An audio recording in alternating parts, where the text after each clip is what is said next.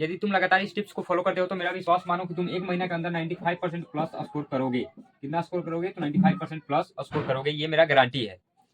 So hello friends, मैं आप सबको ये विश्वास दिलाता हूँ कि ये जो मैं आज टिप्स बताने वाला हूँ सभी सब्जेक्ट के बारे में बताऊंगा कि कौन से सब्जेक्ट को कैसे पढ़ना है और क्या पढ़ना है। यदि आप इस टिप्स को फॉलो करेंगे तो मैं आपको ये गारंटी देता हूँ कि आप इस टिप्स को फॉलो करके एक महीना के अंदर अंदर 95% प्लस स्कोर करने वाले हैं। तो चलिए स्टार्ट करते हैं अपने इस क्लास को। उससे पहले कुछ महत्वपूर्ण टिप्स के बारे में देख लेते हैं, इंपॉर्टेंट टिप्स के बारे में। तो नंबर 1 हो जाता है कि डेली टारगेट। इसे आप जो मैं अभी बता रहा हूँ इसको आप कहीं पे लिख करके रख लीजिए। क्या होता है कि जो बच्चे होते हैं वह पढ़ना तो स्टार्ट करते हैं, बट होता क्या है कि 1-2 दिन तक तो उनको याद होता है कि मुझे क्या क्या करना है, बट 1-2 दिन के बाद वो भूल जाते हैं कि मुझे क्या पढ़ना है, कैसे पढ़ना है। तो आप इसको एक छोटे से पेज पर लिख करके रख लीजिए कि मुझे क्या क्या पढ़ना है। ये सभी सब्जेक्ट में लागू होगा, ये सभी सब्जेक्ट के लिए है कि आपको क्या पढ़ना है, कैसे पढ़ना है। ठीक है, तो नंबर 1 है कि डेली टारगेट आपको बनाना पड़ेगा। अपने आप को एक रोज का रूटीन देना पड़ेगा कि मुझे आज क्या क्या करना है, कैसे करना है और कितने बजे से कितने बजे तक करना है डेली।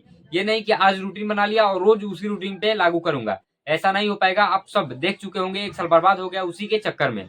आपको डेली अपने आप को एक टारगेट देना है। ठीक है, उसके बाद बात करें सेकंड पॉइंट पे, तो सेकंड पॉइंट हो जाता है इंपॉर्टेंट चैप्टर को आपको पहचानना पड़ेगा कि मेरे इस क्लास के सब्जेक्ट बायोलॉजी हो या फिर सब्जेक्ट साइंस हो या फिर बात करें तो मैथ हो, इसमें कौन कौन से चैप्टर हमारे एग्जाम के लिए महत्वपूर्ण है। ये सब आपको इंपॉर्टेंट चैप्टर को ढूंढना पड़ेगा कि मेरा कौन कौन सा चैप्टर इंपॉर्टेंट है। तो उसके लिए कोई चिंता करने वाली बात नहीं है। मैं ऑलरेडी एक वीडियो बना रखा हूं जिसमें कि बताया है मैंने कि साइंस के लिए कौन कौन सा चैप्टर महत्वपूर्ण है और सोशल साइंस के लिए कौन कौन सा चैप्टर महत्वपूर्ण है। तो मैं उस वीडियो का लिंक इस वीडियो के डिस्क्रिप्शन में दे दूंगा, आप उस वीडियो को भी जाकर के देख लीजिएगा। और हाँ, यदि आपको वीडियो पसंद आता है तो आप इस वीडियो को लाइक करके और चैनल को सब्सक्राइब जरूर कर लीजिएगा।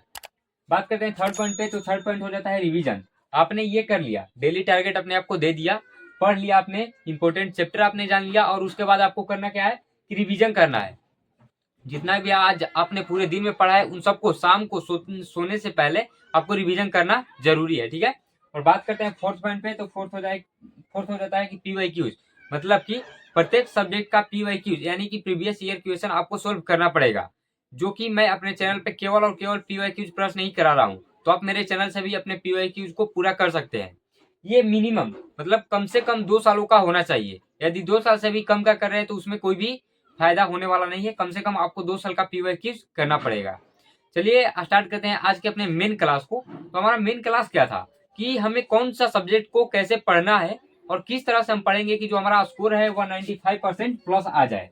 तो बात करते हैं सबसे पहले हिंदी का, कि हिंदी हमें कैसे पढ़ना है, किस तरीके से पढ़ना है। तो सबसे पहले जितने भी आपके चैप्टर हैं क्लास 10th में हिंदी में, जितने भी आपके चैप्टर हैं उन सबका सारांश आपको देखना पड़ेगा। ठीक है, आप सबको सारांश पढ़ना पड़ेगा। वो कम से कम 1 हफ्ता के अंदर आपको सभी चैप्टर का सारांश पढ़ के खत्म कर देना है। ठीक है, वो आपके ऊपर डिपेंड करता है कि आप कितना घंटा पढ़ते हैं, क्योंकि समय बहुत कम है। यदि आप इसमें सोचेंगे कि 3 घंटा 4 घंटा पढ़ के मैं 95% प्लस स्कोर कर लूंगा, तो ऐसा होने वाला नहीं है। यदि आप ज्यादा समय देंगे तो आप ज्यादा सब्जेक्ट को, ज्यादा चैप्टर को कवर कर पाएंगे और अच्छे से अच्छे क्वेश्चन को याद कर पाएंगे।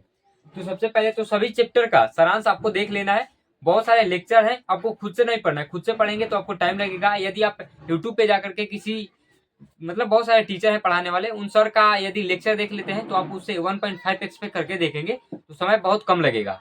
तो सबसे पहले आपको सारांश कर लेना है। और उसके बाद सेकंड पॉइंट पे बात करें तो सेकंड पॉइंट हो जाता है हमारा निबंध प्लस पत्र लेखन, मतलब कि निबंध को आपको देख लेना है कि निबंध कैसे लिखा जाता है। वो भी मैं अपने चैनल पे बता दूंगा कि निबंध कैसे लिखा जाता है और पत्र कैसे लिखा जाता है। ठीक है, तो ये 2 काम तो मैं करा दूंगा। सारांश आपको कहीं और से पढ़ना पड़ेगा, अभी मैं नहीं करा रहा क्योंकि सुविधा थोड़ी सी कम है। ठीक है, तो आपको क्या करना है, सबसे पहले हिंदी में सारांश को देख लेना है, सभी चैप्टर का सारांश देख लेना है। उसके बाद निबंध और पत्र लेखन मैं खुद करा दूंगा। ठीक है, बात करते हैं सेकंड पे, तो सेकंड हो जाता है हमारा एसएसटी, सोशल साइंस हमें कैसे पढ़ना है ये देखते हैं।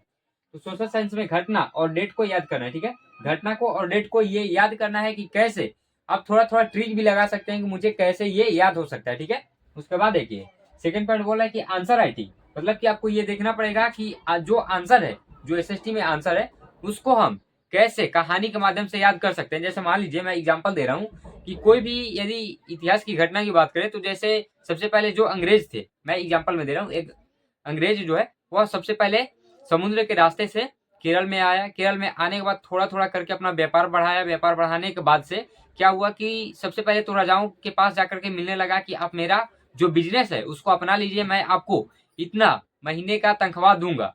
मतलब कि आपको कोई काम करने की जरूरत नहीं है। उसके बाद धीरे धीरे करके अपना पैर जमाया, पैर जमाने के बाद क्या हुआ कि पूरे भारत पे शासन करने लगा। तो इस माध्यम से आप इतिहास में जितने भी आंसर हैं उसको कहानी में बदल करके आसानी से याद कर सकते हैं, ठीक है। तो एसएसटी में आपको सबसे पहले क्या करना है कि घटना और डेट को याद कर लेना है, और बाद में बात करें तो आंसर जो है उसको कहानी के माध्यम से याद करना है, ठीक है। क्योंकि जो हिस्ट्री का आंसर होता है वो याद होता नहीं है, उसको कहानी के माध्यम से याद करेंगे तो ही होगा, ठीक है। बात करते हैं थर्ड पॉइंट पे। तो थर्ड पॉइंट में हमारा हो जाता है कि साइंस, मतलब साइंस को कैसे पढ़ना है। यदि आप ये चाहते हैं कि मैं पर्सनली सब्जेक्ट के लिए बात करूं कि पर्सनली कोई एक सब्जेक्ट कैसे पढ़ा जाए, तो जो साइंस है इसके लिए भी मैंने एक ऑलरेडी वीडियो बना रखा है, उसका भी लिंक इस वीडियो के डिस्क्रिप्शन में दे दूंगा, उसको भी आप जाकर के देख लीजिएगा। और बात करते हैं एसएसटी का, तो ये जो एसएसटी है इसका भी मैं लिंक डिस्क्रिप्शन में दे दूंगा, ठीक है। तो सबसे पहले यहाँ पे जान लीजिए कि हिंदी में आपको क्या करना है, उसके बाद में एसएसटी में क्या करना है। और बात करते हैं साइंस का, तो साइंस में जो भी डायग्राम है, मतलब जो भी चित्र है, ह्यूमन हार्ट है, एग्जाम्पल के लिए बात करें तो ह्यूमन हार्ट हो जाएगा, और मानव मस्तिष्क हो जाएगा। तो आप इन सबको बना बना करके अभ्यास करते रहेंगे, ताकि जब आपको एग्जाम में ये ऐसा प्रश्न देखने को मिलता है तो आप बहुत कम समय में बहुत जल्दी बना करके उसको रख लेंगे, और आपका जो समय है वो बचेगा। एग्जाम में समय बहुत मायने रखता है, ठीक है। तो आपको डायग्राम जो है उसका अभ्यास करते रहना है। और बात करते हैं कि सैंपल पेपर, आपको पीवाईक्यूज प्लस सैंपल पेपर हल करना है, ठीक है। और उसके बाद हम बात करते हैं फोर्थ में। तो फोर्थ में हमारा हो जाएगा मैथ, मतलब कि मैथ को हमें कैसे पढ़ना है। तो मैथ को हमें सबसे पहले तो पीवाईक्यूज देखना पड़ेगा। ये मैथ के लिए बहुत ज्यादा इंपॉर्टेंट है कि आपको पीवाईक्यूज पढ़ना ही पड़ेगा, ठीक है। और बात करते हैं सेकंड पॉइंट पे। तो सेकंड पॉइंट हो जाता है कि आप जितना भी पढ़ रहे हैं उन सबका रिवीजन आपके लिए बहुत ज्यादा महत्वपूर्ण हो जाता है। सबसे पहले आपको पीवाईक्यूज करना है। मैं पीवाईक्यूज कराया हूँ मैथ का, बट बहुत कम चैप्टर कराया हूँ, आप कहीं और से जाकर के पढ़ सकते हैं। तो आपको करना क्या है कि सबसे पहले आपको मैथ का पीवाईक्यूज क्वेश्चन देख लेना है, और उसके बाद बात करते हैं तो सभी प्रश्नों का रिवीजन करना है। आप एक दिन में जितना भी पढ़ रहे हैं उन सबका रिवीजन आपको करना पड़ेगा, ठीक है। तो मैं आपको कुछ महत्वपूर्ण टिप्स दे रहा हूँ लास्ट में, जो कि बहुत ज्यादा इंपॉर्टेंट है। आपने ये तो देख लिया कि इसको कैसे करना है, क्या करना है, कौन से सब्जेक्ट को कैसे पढ़ना है, बट ये होगा कैसे, इसके लिए हमें क्या करना पड़ेगा, क्या करेंगे कि इन सब पे हम कंसिस्टेंसी बना करके रोज डेली पढ़ेंगे। तो सबसे पहले टिप्स नंबर 1 हो जाता है, आपको अपने आप से ये रोज बोलना पड़ेगा।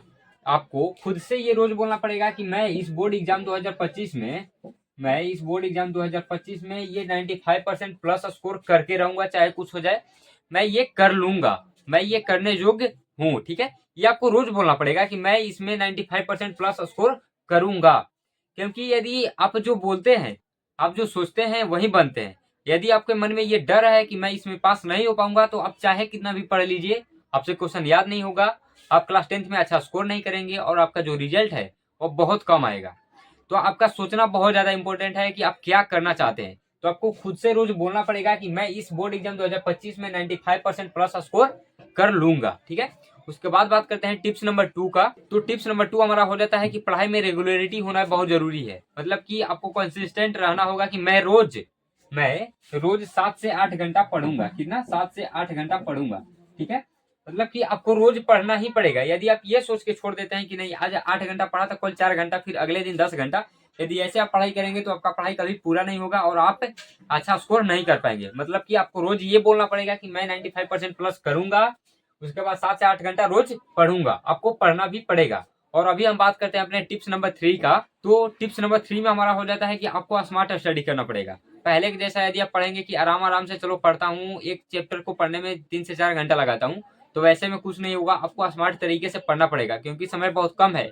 यदि आप स्मार्ट तरीके से अपने पढ़ाई को पूरा नहीं करेंगे तो आपका जो मार्क्स है वो कम आएगा, और आपकी पढ़ाई भी पूरी नहीं हो पाएगी। एक महीना में ज्यादा आप नहीं पढ़ पाएंगे यदि आपने स्मार्ट तरीका से अपने पढ़ाई को पूरा नहीं किया तो। और अभी हम बात कर लेते हैं अपने टिप्स नंबर 4 का। तो टिप्स नंबर 4 में हमारा हो जाएगा राइटिंग प्रैक्टिस, जो कि बहुत ज्यादा इंपॉर्टेंट है। बच्चे याद भी कर लेते हैं क्वेश्चन को, और उनको समझ में भी आता है कि कौन सा क्वेश्चन कैसे हल होगा, बट जब वो एग्जाम में जाते हैं तो उनको ये समझ में नहीं आता कि आंसर को लिखना स्टार्ट कहाँ से करें, कैसे लिखें। और आपको अपने आंसर को साफ साफ लिखना होगा, क्योंकि जो एग्जामिनर है वो यदि एक बार में आपके आंसर को पढ़ लेता है तो आपको फुल मार्क्स देगा। यदि आप अपने आंसर में थोड़ी सी, मतलब जैसे मान लीजिए यहाँ पे कोई सारांश लिखा मैंने और सारांश जो है वह गलत हो गया, यदि आप ऐसे काट रहे हैं तो एग्जामिनर जो है वो आपके कॉपी को देख करके ये सोचेगा कि ये बहुत खराब लिखा है, इसका आंसर राइटिंग जो है वह बहुत खराब है। यदि मान लीजिए यहाँ पे ये निबंध गलत हो जाता है, यदि इसको एक लाइन में कर देते हैं तो समझ जाएगा कि चलो ठीक है कोई बात नहीं, एक गलती हो जाती है, बट ऐसा यदि करेंगे तो आपका जो मार्क्स है वह